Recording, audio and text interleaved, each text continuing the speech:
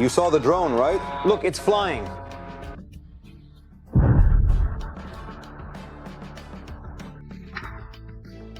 The instant retaliation by our armed forces is powerfully striking Russia. All the drones hit their targets precisely. It appears to be rapidly catching fire, and from what I can observe, it looks like the flames are spreading quite quickly and intensely, consuming the material with considerable speed.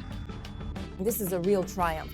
The armed forces of Ukraine have broken into the heart of Russia and launched a challenge called round-the-clock strikes on the enemy. The Kremlin doesn't like this kind of action at all. Russia has descended into chaos, and Putin has fallen into utter despair. Now the drones are reaching secret locations. Crimea is in turmoil. The peninsula is being cut off from Russia. The dictator is singing a farewell song to Donetsk. The command post is in ruins, engulfed in flames. It wipes out the enemy and all their equipment. The Ukrainian armed forces have hit the enemy's sore spots. Catastrophe is devouring Russia. Greetings, I'm Darina Hutsakalo, and in our episode of Red Line, we'll cover all the explosive events. Watch until the end. It happened. Drones have boldly broken through deep into the rear. Attack after attack, and high-value targets are taken out. Bashkortostan is gradually being cut off, and hell is unfolding for the enemy with explosive force. Drone? Did you see it? No? It's flying. The drone attacked most likely the Promazon facility, which includes in particular the Bashneft oil refinery at Faor Sintez.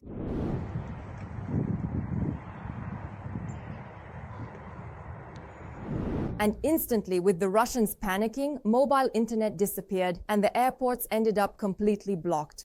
And that's not all. Peaceful life has irreversibly left several more regions of the Russian Federation.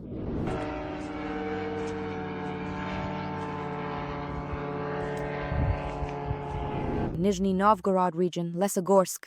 At night, the Arzamovskaya 500 substation was attacked. 2 transformers were destroyed.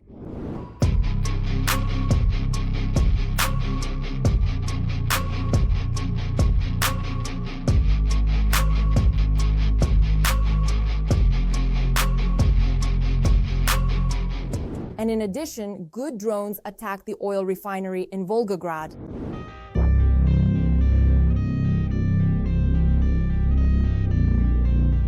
A fire broke out at the site, which locals are actively discussing online.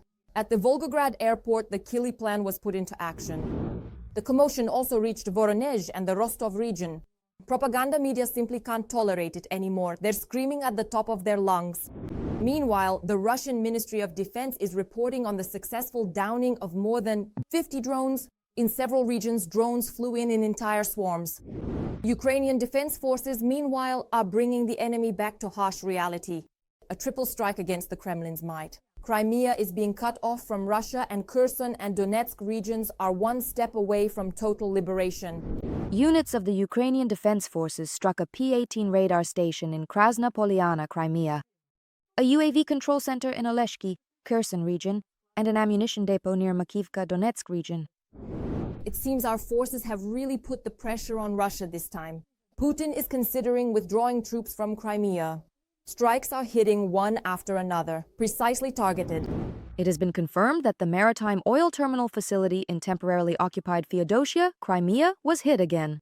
16 storage tanks were damaged, the ones that survived the previous attack.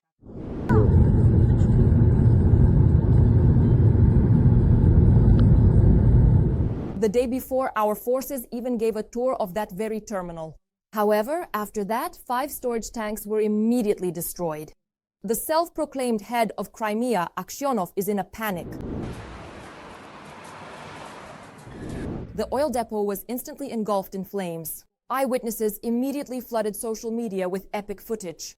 The column of smoke from Feodosia stretches all the way to Kerch and crosses the strait, covering the surrounding area. Right now it's everywhere. There are 6 or 7 spots. He says, my God. More than that, I think. We're already in a parallel section, which is right one after another. It seems the blackout has finally reached Crimea. The Kafa substation in Feodosia couldn't withstand our strikes. The powerful energy bridge sends a farewell kiss. The substation is a key hub for supplying power to Crimea, handling most of the energy bridge's capacity, and also distributing electricity between the northern and eastern parts of the peninsula. It's not just Feodosia that's taking the hit, but Simferopol as well. The occupier's critically important substation took the hit.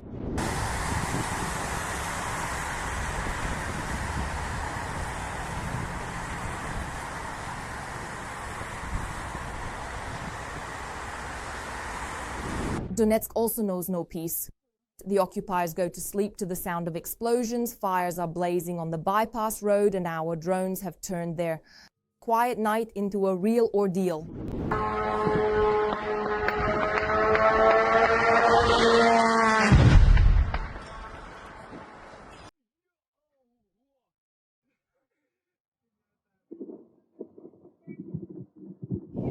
Every voice matters. Join our community, support independent journalism, and help us bring you the truth from Ukraine.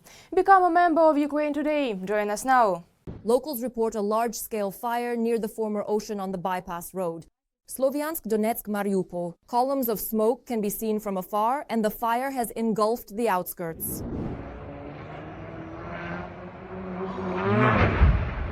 The Russians talk about smoke, but a new explosion can be clearly heard.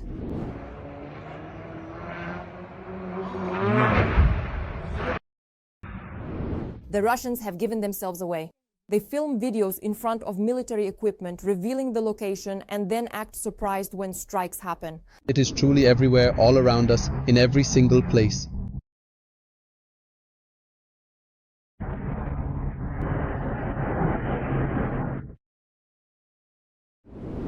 Thanks to the pro-Kremlin bloggers for their help. That's exactly how it works. There was a Russian air defense system stationed near Sigma. When it was destroyed, the supermarket itself burned down as well. It's an apocalypse in Russia. Belgorod and the Kursk region are in darkness. Ukrainian ballistic missiles have broken into Russia. Flamingos and Neptunes are already on the hunt. Strike after strike, swarms of drones and precise hits. Russia has lost its peace forever. See what else our forces have prepared, coming up next.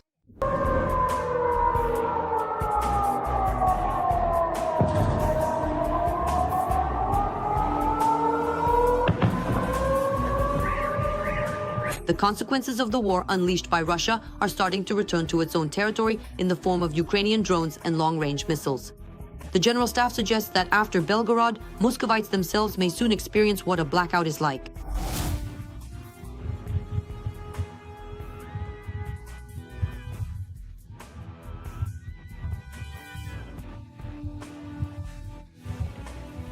On Udionova Street, it is completely and absolutely pitch dark, and the visibility is extremely poor. Traffic lights are completely out, new road signs are at all intersections, and the metaphor just isn't working at all. Meanwhile, two more Russian regions, Tyumen and Sverdlovsk oblasts, have introduced restrictions on the sale of gasoline per person, no more than 30 liters at a time. Previously, this new market regulation affected Khabarovsk Krai, Chelyabinsk Oblast, and the occupied Crimea. All these lines and empty gas stations are due to daily attacks on oil refineries. Commander-in-Chief Syrskyi stated that in September, under the Deep Strike program, 70 hits on Russian territory were reported. We are destroying the aggressor country's production of fuel and lubricants, explosives, and other components of the Russian military-industrial complex.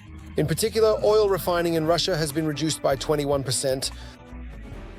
The intensification and expansion of Ukraine's so-called long-range strikes on Russian territory became one of the main topics of the president's meeting, with the security bloc. Ukrainian long-range weaponry is becoming noticeably more advanced. We are constantly working towards this, and we have already provided many different opportunities specifically for production, the necessary finances, all the required support. We need to scale up their use just as significantly. We have clear plans for this. Everything must be implemented in the coming months. Ukrainian precision is already evident, but there should be more. It is absolutely fair that Ukraine is striking back. Targeted strikes. And unlike Russia, we know what we want to achieve. Undoubtedly peace. Currently, the carriers of strikes deep into Russian territory are the Flamingo and Neptune missiles. The company Firepoint announced the launch of production of the first ones at the end of the summer. At that time, a video of the Flamingo launch appeared online. Autumn. Analysts suggested, however, that they might have flown over the territory of occupied Crimea. The publication Welt stated that it was the Flamingo that destroyed the FSB base on the peninsula. 3 missiles left craters 15 meters in diameter.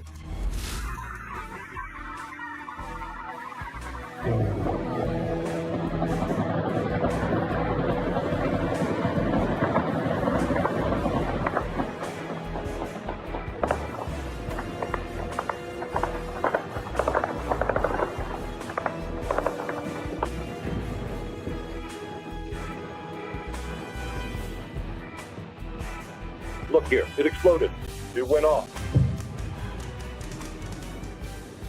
At that time, German journalists also reported that 50 missiles roll off the production line every month, and there are plans to increase that to 200 per month. And now the Russians have supposedly displayed fragments of a downed Flamingo missile. According to their information, it was hit on Russian territory by a Buk system at an altitude of 100 meters and a speed of 600 kilometers per hour. Judging by the serial number, the occupiers assume this is the 106th munition produced in September. There is no reliable confirmation that the Flamingo destroyed the FSB base. Military analysts believe that behind these strikes, and not only these, could have been Neptune itself. Today, 3 modifications of it have already been tested and put into serial production in the Ukrainian defense industry. A 4th is in preparation. And right now, it's undergoing tests. This is the long-range Neptune, the one that can reach over 1,000 kilometers. It's currently being tested and it has already shown some results. Let's say specifically the positive ones, those that are beneficial. It continues to undergo tests. Next, the parallel issue is setting up its serial production. I believe the series of Neptunes, first of all, makes the country quite capable indeed, and reveals our combat potential because not every country in the world possesses cruise missiles.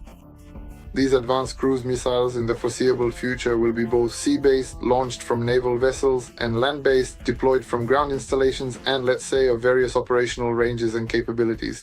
For obvious reasons, Ukrainian weapons makers do not share much information about strikes on the aggressor. But President Zelensky admitted to the press that the defense forces even combine them. And this, analysts admit, is a successful practice that Ukrainians can adopt from their enemy.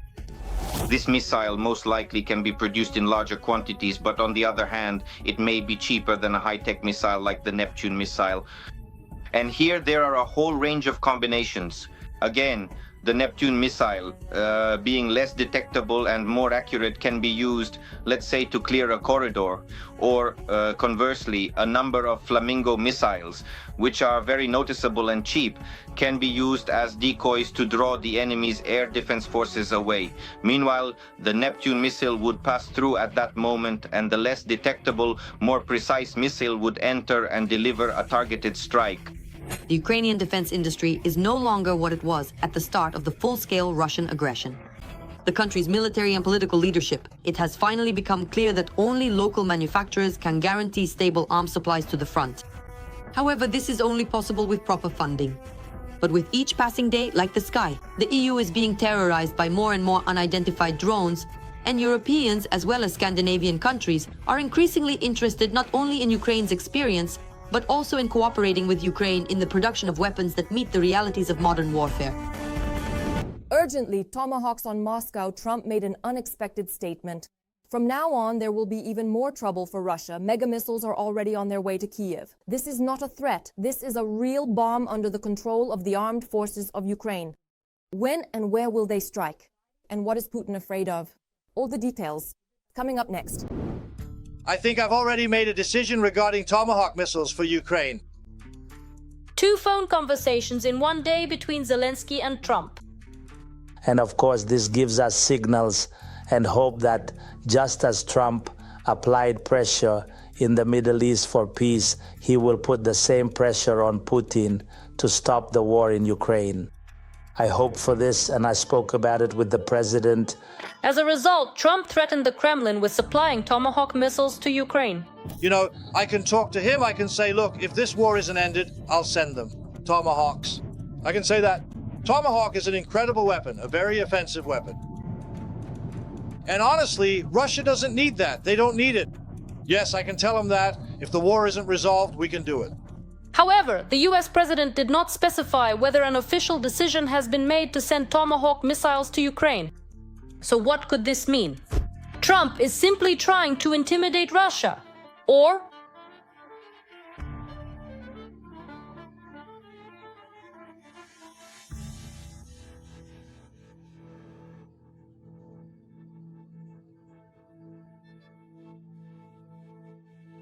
this is already something real, so I absolutely do not rule it out. That's how he is. He really could do it. Trump is probably expecting that the Kremlin will eventually decide to make some concessions. But will he? Are we truly prepared to wait for an extended period, ensuring that all necessary conditions are met and that the outcome will be favorable? Or should we consider if the current duration of our waiting is indeed sufficient to achieve our objectives?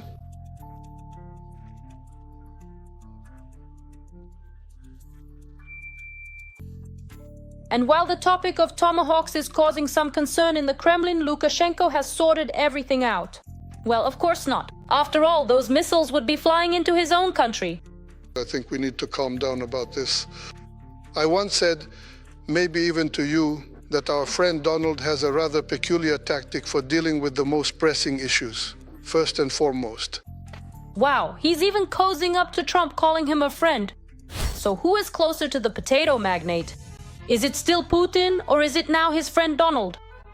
Lukashenko wants to regain the kind of position where he can say, I can even host negotiations myself, and in general, I can talk to anyone about this.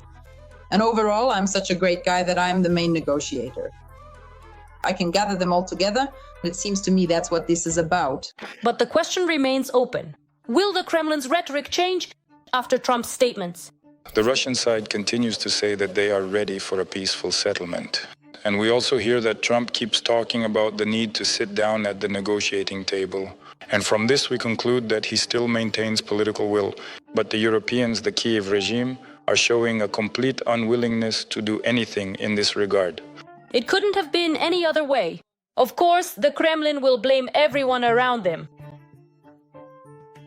One precise strike by Panov or Haryov and everything will change. World politics will change. That's why I, like all of Ukraine, can't wait for those very tomahawks. And the Kremlin's main character Medvedev is even threatening Trump, stating that the transfer of missiles could end badly for everyone, including for the President of the United States.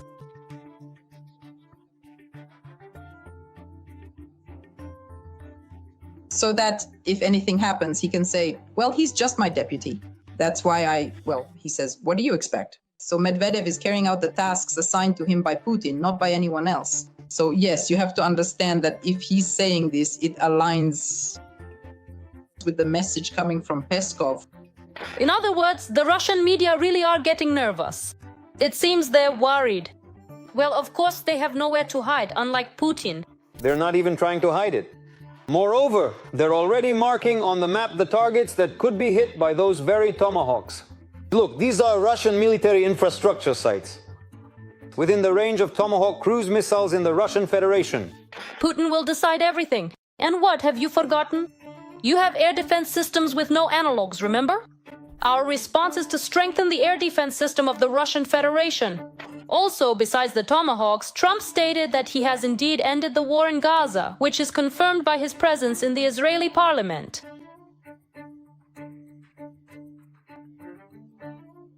Well, that's another resolved conflict added to Trump's personal record. Maybe next year he'll get lucky with the Nobel Prize. But the main question is, when will he finally finish off Russia? Share your thoughts in the comments, hit the like button under the video, and stay up to date with the main news. There are almost 470,000 of us subscribed now. There's more to come. See you soon.